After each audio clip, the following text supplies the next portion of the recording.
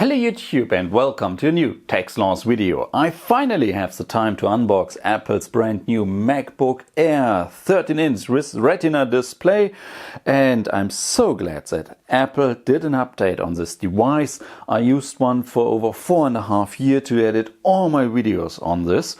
Okay, I started on an iMac, then a 13-inch MacBook Pro, then 4.5 years with a 13-inch MacBook Air, and then I switched to the new Pros and all the other things. Oh, and speaking about Pros, this is a 2018 quad-core Pro. This is a 2017 normal MacBook. So, and now we got the MacBook Air, which in terms of size and performance fits not right in the middle, because in terms of size, it's again 13-inch like the Pro. In terms of weight, it's way closer to the 1.37 kilograms of the Pro, because this weighs 1.25 kilograms than on the 920 grams of the normal 12-inch MacBook. So, but in terms of performance, it will be way closer to the 12-inch MacBook, because even though Apple is speaking about an i5, an Intel i5, yes, but this is Intel's marketing.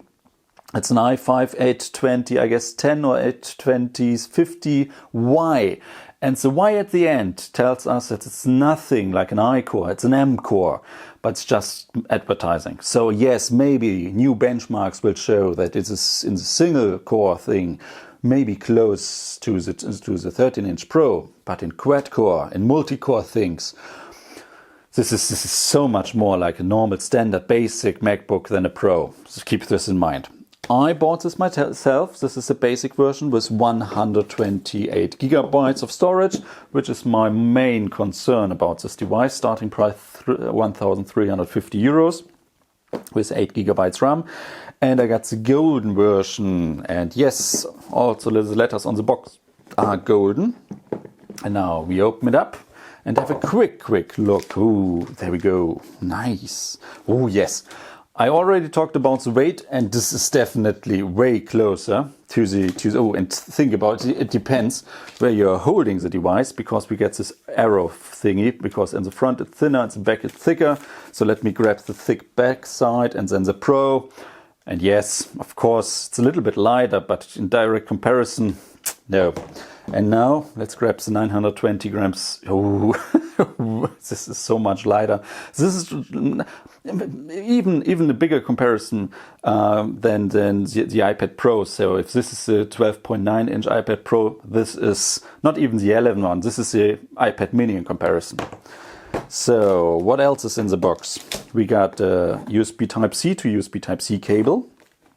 We get stickers in the matching color of the chassis of the Air, so it's the golden Apple stickers. Of course, we get our starter guide telling us how to open it up, where are the buttons, how to press the button, and where's the force trackpad. Okay, fine print and warranty, and our golden stickers. So that's not yet, because we got a new charger. This is a USB Type-C charger, and it supports, it's a 30-watt charger. So this is new. I have to say, yes, it's not heavy and bulky, but okay, this is another thing you have to add if you carry it around. But keep in mind, you can use, I'm using a lot of other chargers, even with my Pro, they work totally fine. Okay, not everyone, but most of them. So let's open it up. And there we see a lot of gold.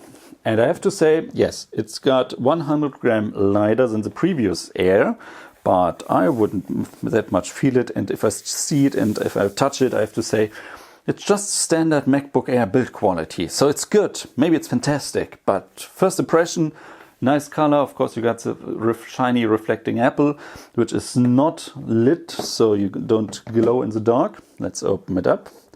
And there we go. And we got a big trackpad, which is bigger than on the MacBook, the 12-inch MacBook. Let's show you this in comparison while the device is booting up. So 1 and 2. So in terms of size of the trackpad, yes, this is the biggest, normal, the smallest, but even it's, yes. So and now in terms of typing, this is a butterfly 2nd generation keyboard. Okay, this is the new 3rd generation butterfly keyboard. Ooh, which is definitely not as loud. Yes, not as loud, and you definitely can push the buttons more, like comparison on the Pro. Yes, it's definitely more like on the Pro. It's louder than on the Pro, yes, but typing on it, okay, you don't have much space to push the buttons here, but still, you got a big, nice trackpad. And one nice thing, we got now Touch ID built in. So Touch ID is a fingerprint scanner. No Face ID, only Touch ID. We don't get this touch bar thingy, which I don't like, which I don't use. We got real buttons to push, which is a nice improvement or nice thing to have. And just in comparison, or not comparison, yeah, maybe it's a comparison. But what I really like about the Air, above the normal 12-inch device, we got two Thunderbolt 3 ports. Two Thunderbolt 3 ports at the side. Size, this is exactly the same we know from the MacBooks Pros. So you can hook up one 5K monitor, two 4K monitors and play to them 60 Hertz content, no problem. So this is really nice, so that we get more ports. And we still got the headphone jack on the other side. So these are all the ports. You get one headphone jack, two Thunderbolt 3 ports. You can use both for charging. So no more hassle here. And this is really nice. And I have to say, first impression, good. So, but it's still a normal MacBook Air now with improved speakers, improved keyboard, improved ports, and of course the new Retina display, which is exactly the same Retina display we know from the Pro. So 2650 times, I don't know, 1600, 1650, 680 or so pixel. But it's sufficient, it's enough. This was the old display on the Airs was a huge downside because no one should buy one. And still, German prices are, you can still buy at Apple the old MacBook Air for 1100 euros. I would say don't buy it. Don't really buy it. Get the newest version. Yes, spend the extra 250 bucks. I know it's a lot, but you get the way more modern machine, and you get the Retina display. And if you're planning to stare at this device over several hours a day, get the better screen. Definitely, no questions asked. And on the other side, you get the new ports, which are a huge improvement, and which makes the device more future-proof. In comparison to the 12-inch device, of course, I have to do a lot of comparisons.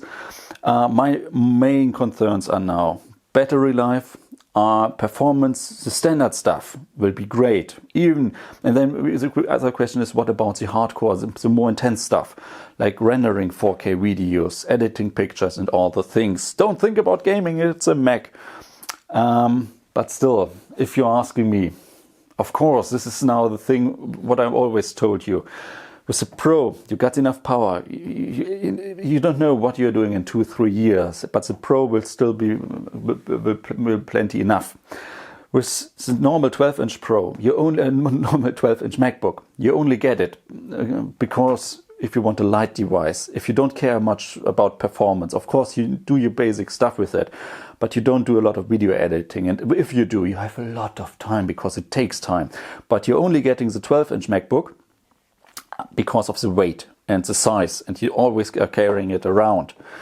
And now I'm a little bit skeptical if the Air, which does not have the improvement of the size of the 12-inch, but on the other side does not have the advantage of the power of the Pro, is really the device to go at this point. This is my main concern here.